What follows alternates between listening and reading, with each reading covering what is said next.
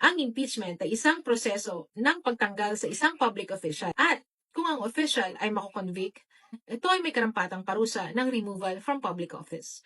Anong pinagkaiba ng impeachment sa criminal case? Ang impeachment ay matatawag nating sui generis, meaning a class of its own. Ibig sabihin, hindi siya civil in character, hindi rin siya criminal in character. Ito ay essentially political kung saan yung facts, yung commissions ay hinuhusgahan hindi ng mga husgado, kundi ng elected members ng Congress. Pag sinabi natin si VP Sara ay na-impeach, ibig sabihin po, siya po ay sinampahan ng impeachment complaint at ito ay in-endorse sa Senate. Maliban kay VP Sara, sino pa ang mga impeachable officers? Article 11, Section 2 ng 1987 Constitution, ang mga impeachable officers ay maliban sa Vice President, President, members ng Supreme Court, members ng Constitutional Commissions gaya ng Civil Service Commission, Commission on Audit, and Commission on Election or COMELEC. At Ombudsman. Ano-ano ang mga grounds for impeachment? Ito ay culpable violation of Constitution. Second, ito ay treason.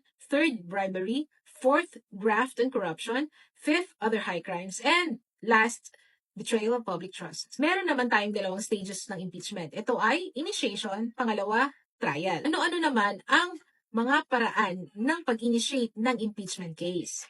Okay, meron po tayong tatlong paraan. Una, ang impeachment case ay ang impeachment complaint ay maaaring ma-file ng any member ng House of Representatives.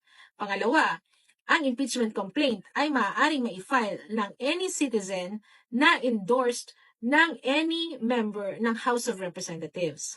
At pangatlo, ito ay ang verified complaint or resolution ng at least 1/3 of all members ng House of Representatives. Sa kaso ni VP Sara, yung pangatlong paraan ginamit sa pag-file ng impeachment case kay VP Sara. So yan lang po as general information on impeachment. So always remember, God is blessing us so we can be a blessing to others. This is your friendly neighborhood attorney, Attorney.